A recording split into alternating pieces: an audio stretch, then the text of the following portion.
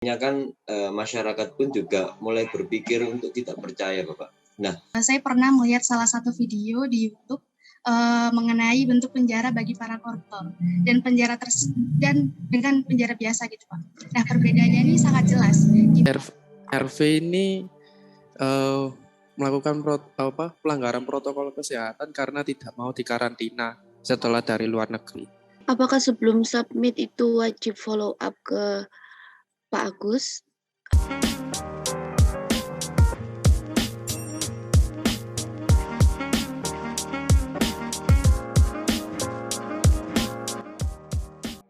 Itu teman-teman terkait dengan pengantar yang mengingatkan kembali perkuliahan di konten tadi. Sekarang silahkan teman-teman untuk bertanya, mengkritisi, ataupun menolak apa yang saya sampaikan, ataupun menambah mungkin kurang lengkap dari apa yang saya sampaikan. Intinya bahwa teman-teman pada kesempatan ini bisa menampilkan terkait dengan bagaimana suasana pelaksanaan hukum yang ada di tempat kalian, atau bahkan secara umum di negeri ini, atau bahkan secara umum di seluruh negara. Silakan teman-teman. Silakan Pak Haris. baik Bapak, terima kasih atas waktunya. Selamat pagi Bapak Agus dan teman-teman semua. Saya Bagus Sauladi dari kelas 2021A dengan NIM 021. Saya di sini mau bertanya Bapak. Ketika hukum itu sudah tumpul ke atas dan runcing ke bawah, artinya kan masyarakat pun juga mulai berpikir untuk tidak percaya Bapak. Nah, ketika di dalam masyarakat itu kan ada dituakan lah, istilahnya itu kayak lebih memiliki pengaruh terhadap kehidupan masyarakat. Nah, menurut Bapak ataupun teman-teman, bagaimana ketika hukum itu sudah luntur dan masyarakat itu kembali kepada lebih percaya kepada itu orang-orang yang dituakan seperti itu tadi, Bapak? Terima kasih. Oke, terima kasih Pak Haris. Jadi kita melihat sebuah negara demokrasi itu berdasarkan pada pengelolaan negara itu, yaitu bukan penguasa, tetapi adalah bagaimana sistem yang ada berjalan, dan di dalamnya adalah mendasarkan pada hukum. Contoh misalkan Indonesia adalah negara yang berdasarkan tentang hukum. Jadi hukum adalah segala-galanya. Hanya saja ketika misalkan ada sebuah praktek yang tidak benar, maka bagaimana negara?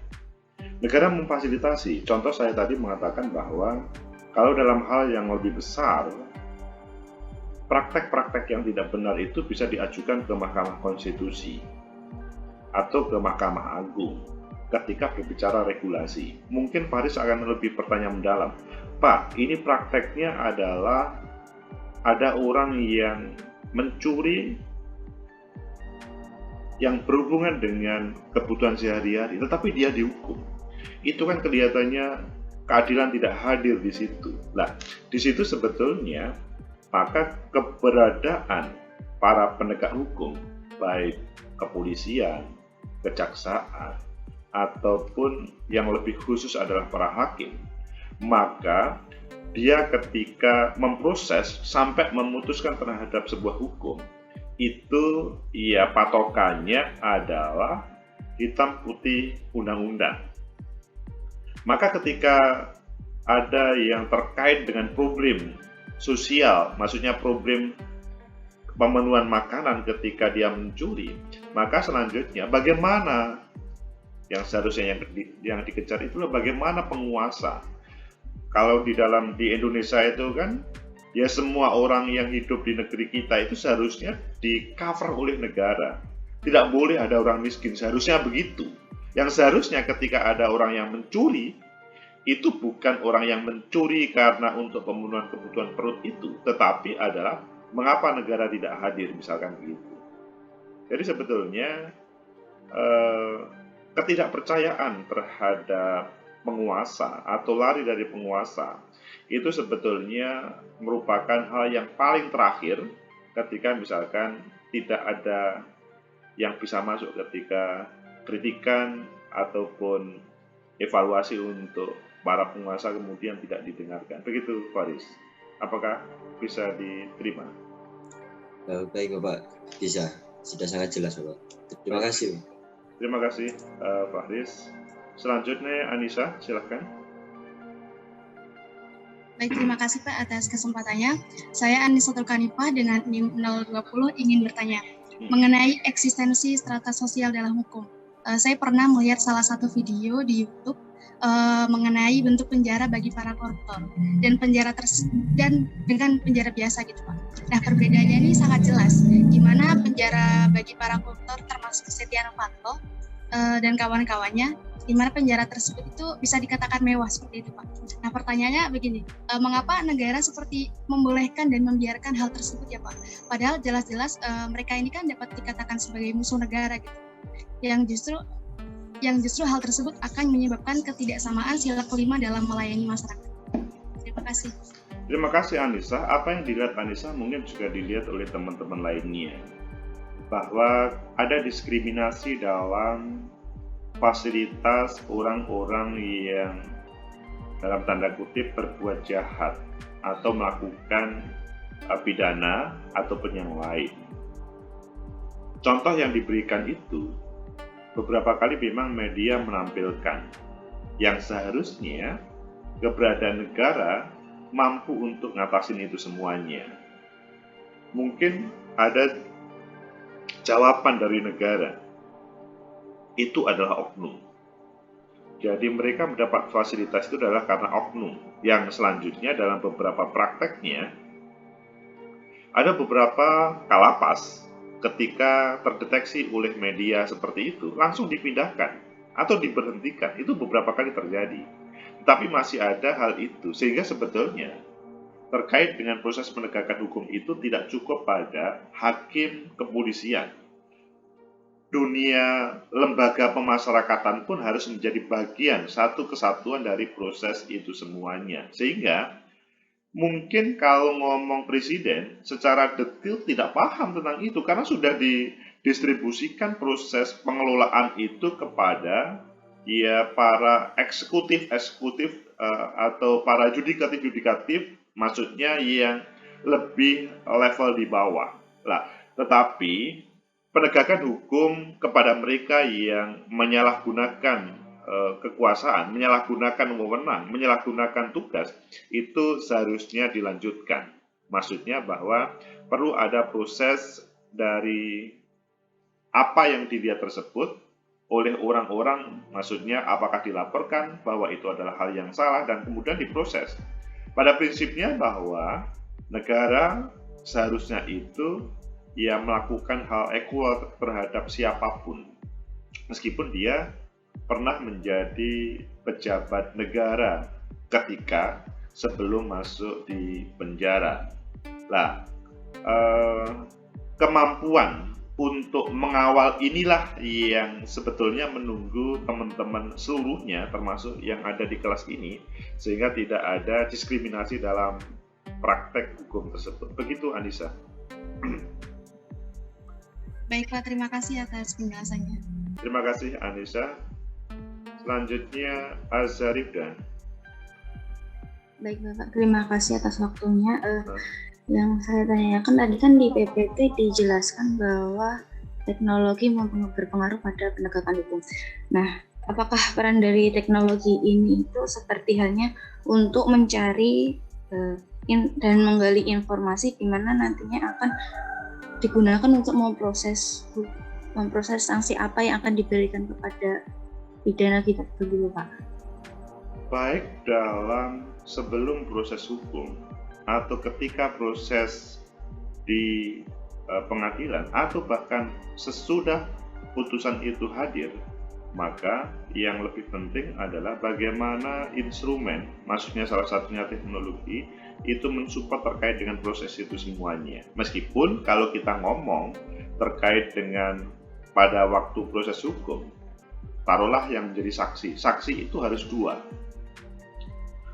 misalkan, itu adalah orang, bukan teknologi adalah support system. Jadi teman-teman pernah mengetahui sebuah kasus terkait dengan tindakan asusila oleh seorang artis yang sekarang menjadi artis kembali. Pada waktu itu kan tidak ada saksi, tetapi kan ada videonya. Itu kan selanjutnya dalam terkait dengan proses penegakan hukum itu kan juga agak rumit ketika sang pelaku mengatakan, saya tidak melakukan, itu orang yang mirip saya tapi saya tidak melakukan. Tetapi sebaliknya lawan yang melakukan tindakan asusila itu mengatakan, iya saya melakukan. Nah, di sini selanjutnya terkait dengan pada proses hukum harus ada saksi, 2 saksi lah taruhlah misalkan. Siapa yang selanjutnya? Nah, di sini sebetulnya keberadaan teknologi itu harus bisa menjadi hal yang bisa diterima oleh para penegak hukum ketika hal itu kemudian memang diproses dan itu adalah benar, bukan editan. Kan sekarang itu kalau ngomong video itu kan banyak editannya. Misalkan seperti kuliah seperti begini. Lah, ini kan sangat mungkin suaranya kemudian meskipun saya ngomong begitu dirubah. Misalkan saya ngomong penegakan hukum, saya suka penegakan hukum, tapi cukup kemudian mengambil kalimat tidak di di video lain, kemudian dicuplikan, disesalkan, saya tidak suka penegakan hukum. Itu kan menjadi orang, loh, Pak Agus itu gimana sih? Kok menjadi tidak suka penegakan hukum? Padahal dia adalah dosen sosiologi hukum. Begitu Azharifda. Baik Bapak, terima kasih. Terima kasih. Susmita selanjutnya silakan. Suaranya Susmita belum bisa dengar.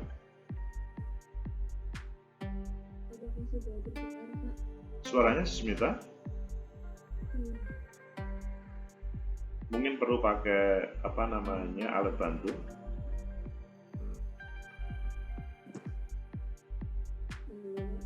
Belum dengar? Oke, nanti sambil berproses Susmita dicoba diperbaiki. Harel Jidan, Susmita saya tunggu diperbaiki. Silakan Harel.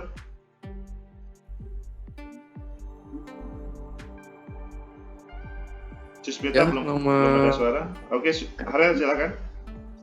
Ya, selamat pagi Bapak. Pagi. Salam sehat untuk semuanya. Oke. Untuk perkenalkan, nama saya Aljidan dari 2021A NIM 001. Oke. Kapan hari saya melihat berita tentang salah satu artis yang melanggar protokol kesehatan yang berinisial RV. Nah, RV ini melakukan pelanggaran protokol kesehatan karena tidak mau dikarantina setelah dari luar negeri. Nah, namun ketika dijalankan proses hukum itu pelaku RV ini dengan bertindak secara baik ketika melalui proses di pengadilan. Nah, ketika ada hal seperti itu, Pak Hakim saya lihat di berita meringankan proses penindakan hukum dikarenakan berbuat baik. Apakah itu juga termasuk strata sosial yang tinggi yang akan mempengaruhi penegakan hukum, Bapak? Terima kasih. Terima kasih, Harel. Saya pikir apa yang disampaikan Harel tidak usah dijelaskan detail, semuanya paham. Nah, terkait dengan berbuat baik selanjutnya, hal itu berpengaruh terhadap pengurangan sebuah vonis hakim terhadap seseorang. Ya, mungkin kita tanpa menjelaskan, semua sudah bisa bercerita, bisa berpendapat terkait dengan hal itu. Itulah beratnya terhadap bagi para penegak hukum. Jadi, secara standar, kalau sebuah reasoning itu digunakan bagi seseorang, maka tetapi tidak berlaku pada orang lain terhadap proses hukum, maka pasti akan diprotes oleh banyak orang. memang kalau ngomong berkelakuan baik itu ketika sudah masuk di penjara maka akan berpengaruh. Tetapi di dalam proses pada beberapa proses hukum, mungkin teman-teman ketika mendengarkan putusan paham ada sebuah kalimat karena selama ini dia adalah berkelakuan baik, ataupun mungkin karena dia mempunyai tanggungan terhadap anak ataupun lainnya sehingga berpengaruh terhadap sebuah putusan hukum. Itu sebetulnya sudah lama, tetapi menjadi hal yang membelalakkan mata bagi orang ketika kasus itu adalah sangat disorot oleh publik. Bukan kasus-kasus biasa, padahal sebetulnya hal itu juga sering terbiasa. Nah, dalam kacamata itu sebetulnya sosiologi hukum hadir bagaimana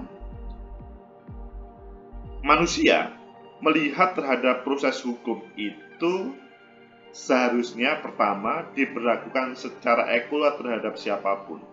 Kemudian yang kedua bahwa menjadikan lebih ringan keputusan atau pengurangan keputusan itu sebetulnya sudah hal yang biasa, tetapi menjadi catatan bagi para penegak hukum khususnya hakim ketika dia membuat sebuah keputusan yang kebetulan yang disorot oleh publik.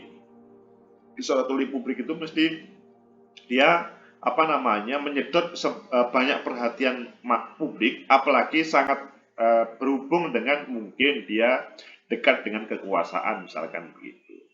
Jadi sebetulnya Harel, kalau para penegak hukum itu tidak eko, maka pasti akan menjadi bulan-bulanan oleh taruhlah para netizen di media sosial.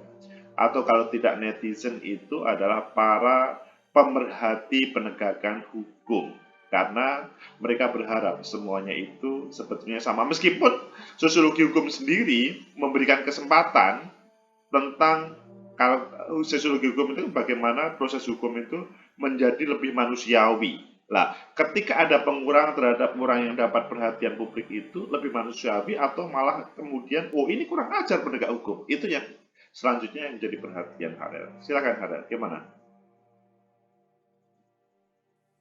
Berarti apakah sistem seperti itu berarti kan sudah biasa, Pak? Apakah di setiap tindakan-tindakan lain seperti korupsi, terus tindakan pelecehan seksual mungkin itu juga berlaku, Bapak? Tema pelecehan seksual dan korupsi itu adalah tema yang menjadi perhatian lebih. Yang selanjutnya, di situ seharusnya secara sosiologi hukum mendapatkan hukuman yang lebih. Dalam bahasa lainnya seharusnya tidak berlaku dalam hal itu, tetapi kadang-kadang para penegak hukum menyamaratakan terkait dengan kasus yang seharusnya perspektif sosiologi hukum masuk di dalamnya. Begitu adalah. Sangat membantu, Pak. Terima kasih atas penjelasannya. Terima kasih, Harel. Sekarang tinggal Susmita, apakah sudah bisa menyampaikan? Sudah, tapi sedikit, kurang keras, kurang up. Terima kasih atas waktunya. Saya Susmita Sojo. Apa ya, suaranya kurang keras ya, Susmita dirimu? Saya Susmita Sojo. Nah itu sudah agak keras lagi. Saya Susmita Sojo dari kelas 2021B dengan NIM 053. Apakah sudah keras? Oke, sudah didengar. Terima kasih atas waktunya. Saya bertanya agak out of topic ya Pak. Yeah. Kalau kita membahas masyarakat kan berhubungan dengan sosial, sedangkan stratifikasi sosial itu tidak jauh dari diferensiasi sosial, di mana perbedaan itu terjadi secara horizontal. Bagaimana kaitannya menurut Bapak atau teman-teman, bagaimana kaitannya diferensiasi sosial dengan penegakan hukum? Karena tidak jarang saya pernah baca itu kayak orang kulit hitam itu dihukumnya itu lebih berat atau pokoknya gitu, atau bahkan kayak perbedaan agama gitu. Itu Pak, terima kasih sebelumnya. Intinya pertanyaanmu gimana?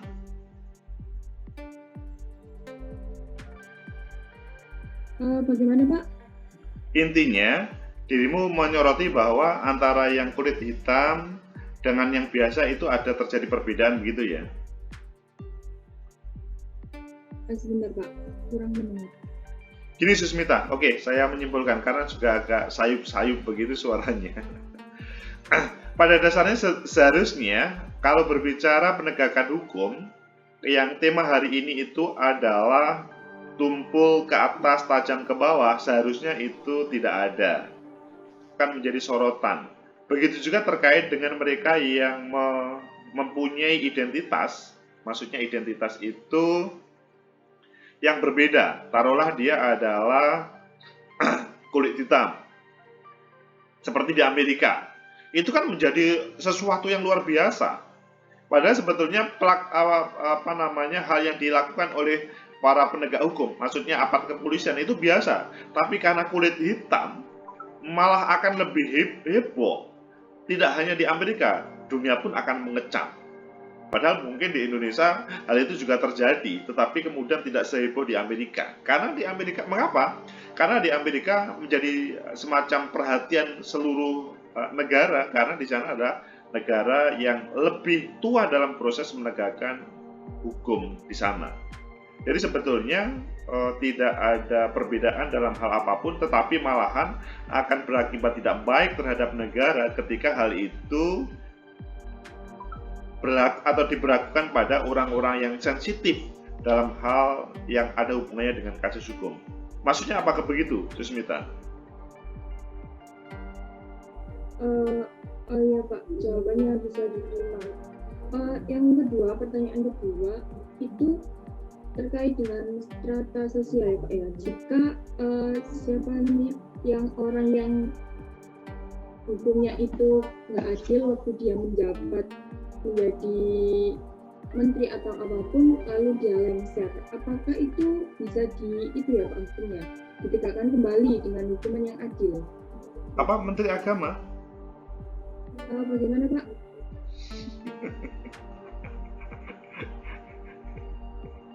Sorry, diulangi Susmita, suaramu kok begak begitu.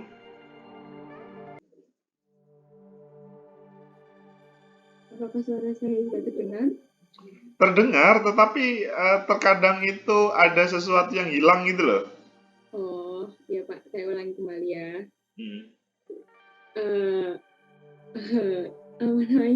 Membahas strata sosial dan juga penegakan hukum, bagaimana dengan orang yang sedang menjabat nih, terus dia melanggar hukum kan Pak, terus habis itu nggak dihukum sesuai keadilan, lalu si pelanggar itu tadi lengser gitu, apakah itu hukumannya bisa ditegakkan kembali gitu? Jadi Susmita, sebuah kasus pidana itu tidak hanya ketika menjabat, bahkan ketika sudah selesai, misalkan contoh ya, kasus-kasus para pejabat yang ada di negeri kita itu kan malah kena kasus hukum atau diproses hukumnya sesudah tidak menjabat. Ketika dia masih menjabat, itu masih mempunyai the power, kekuasaan, maka tidak disentuh. Tetapi ketika sudah tidak menjabat, malah para penegak hukum akan mudah untuk memprosesnya dan masih berlaku. Jadi masih berlaku ya Pak? Masih berlaku. Jadi misalkan korupsinya hari ini ketika dia menjadi kepala daerah, sangat mungkin akan dibuka 5 tahun lagi sesudah tidak menjadi kepala daerah. Tapi ada nggak Pak contoh kasusnya nyata gitu? Soalnya saya belum pernah mendengar sih Pak, kayak hukumannya itu ditegakkan kembali. Ini saya kurang baca. Suaranya Susmita mungkin semoga. Oke, saya pikir karena kebetulan, mohon maaf, saya senang untuk berdiskusi, tapi kebetulan suaranya kurang begitu bisa terdengar. Semoga pada pertemuan selanjutnya suara Susmita akan lebih seperti teman-teman lainnya. Terima kasih teman-teman, sudah nggak taunya ini diskusi kita sudah 23 menit, padahal saya janji 15 menit, padahal tadi ada penjelasan. Saya pikir untuk memperdalam materi sudah cukup teman-teman. Selanjutnya kita ngomong terkait dengan penulisan artikel. penulisan artikel pada minggu ini teman-teman sudah mulai terhadap penulisan pembahasan. Pembahasan itu terdiri dari sekitar 7 halaman atau 70% dari sebuah paper yang akan dipublish menjadi artikel. Pertama dari pembahasan itu adalah menulis terkait dengan bagaimana hasil data dari teman-teman, data temuan, baik temuan kalau berbicara kuantitatif itu berupa angka-angka yang ditampilkan di dalam pembahasan, atau mungkin data kualitatif yang berupa kata-kata atau kalimat yang itu adalah merupakan produk temuan dari teman-teman. Yang selanjutnya sesudah itu di analisis berdasarkan teori yang digunakan oleh teman-teman. Jadi kalau data tadi berdasarkan metode untuk menemukannya, kemudian sesudah itu teman-teman akan menganalisis berdasarkan teori yang digunakan oleh teman-teman. Sesudah itu maka baru nanti akan menulis tentang kesimpulan. Tetapi pada minggu ini teman-teman menulis sekitar 7 halaman kalau bisa sih, atau minimal 3,5 halaman terkait dengan pembahasan. Apakah ada yang perlu dipertanyakan teman-teman tentang penulisan ini? Jadi menulis pembahasan yang berangkat dari data hasil penelitian, selanjutnya dianalisis berdasarkan teori yang digunakan oleh teman-teman. Kalau 10 halaman hasil penelitiannya nanti, atau artikelnya, papernya maksudnya, maka pembahasan ini adalah sekitar 70 halaman atau 70% dari halaman yang ada, yaitu 7 halaman sendiri. Minimal 6 halaman atau 60%. Silakan teman-teman kalau mau bertanya.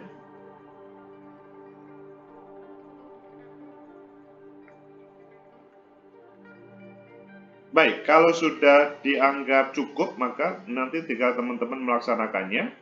Kemudian kita bergeser kepada tema yang saya sebut pada awal tadi, tentang PKM. Teman-teman, untuk PKM, silahkan untuk segera disiapkan mulai hari ini untuk disubmit. Catatan dari para reviewer pada coaching klinik kemarin, jadikan sebagai catatan yang lebih baik dan panduan berdasarkan, tentunya pada proses penulisannya berdasarkan panduan artikel ilmiah bagi teman-teman saat ini. Yang selanjutnya, kalau teman-teman mengikuti berdasarkan catatan tadi, tentunya ya template sama guideline itu harus menjadi pedoman. Kalau itu dilakukan, insya Allah menjadi lebih bagus. Itu maksudnya bahwa kemungkinan akan diterima. Syaratnya adalah berdasarkan pada template sama guideline. Kalau penulisannya itu sudah tidak benar, maka belum melihat substansi itu sudah dibuang.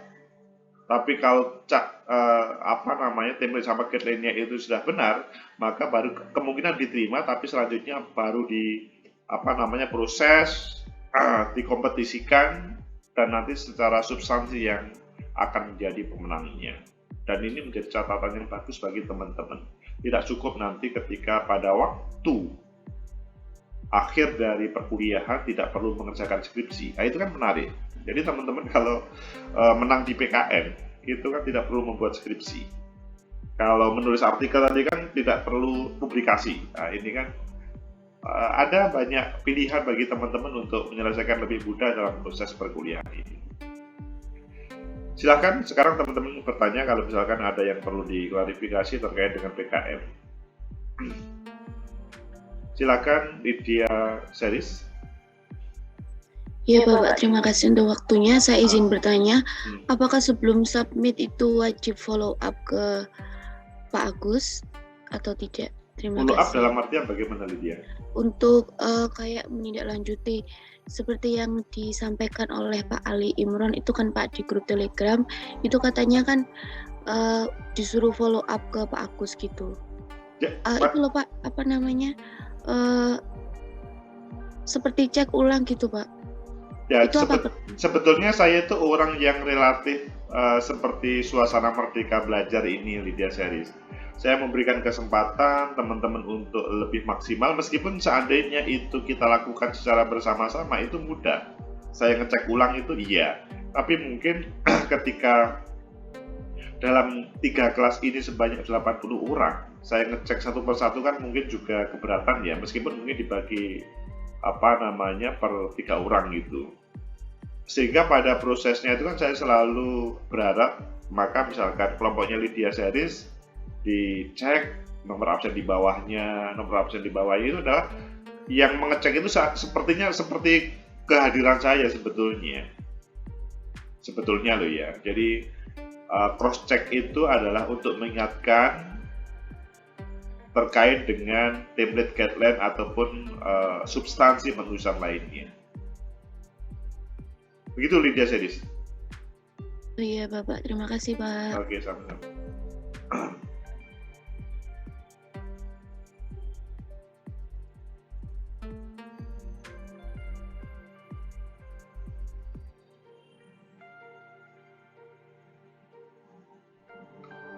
Ini semua kelompok siap untuk submit kan? Saya ingin bertanya, adakah kelompok yang tidak siap submit di ruangan ini? Ada? Tangannya ke atas kalau ada yang tidak siap submit.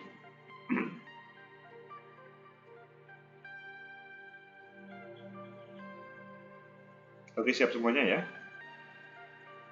Jadi dengan Bismillah, teman-teman, atau dengan nama Tuhan, teman-teman bisa mensubmit dengan baik, tetapi sebelumnya harus memang koreksi berdasarkan catatan. Catatan itu tentunya mendasarkan pada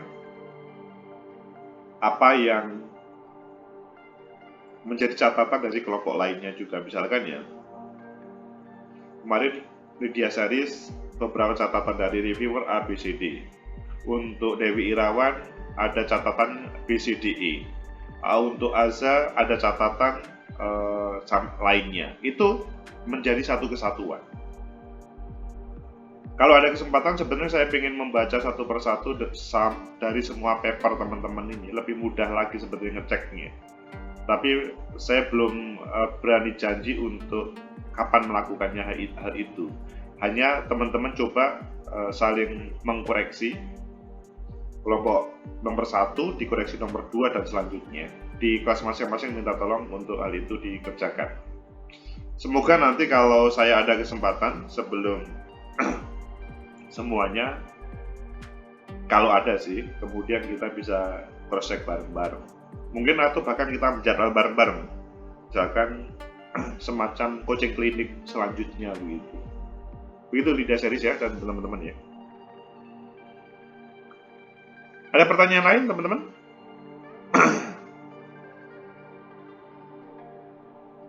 Oke, kalau teman-teman merasa sudah cukup, maka cukup sampai sekian pertemuan kita kali ini. Semoga bermanfaat bagi teman-teman, baik mata kuliah kita pertemuan kelima, kemudian penulisan paper, kemudian yang ketiga adalah terkait dengan persiapan submit PKM hari ini. Semoga bermanfaat. Assalamualaikum warahmatullahi wabarakatuh. Waalaikumsalam. Terima kasih, Bapak. Sama-sama teman-teman.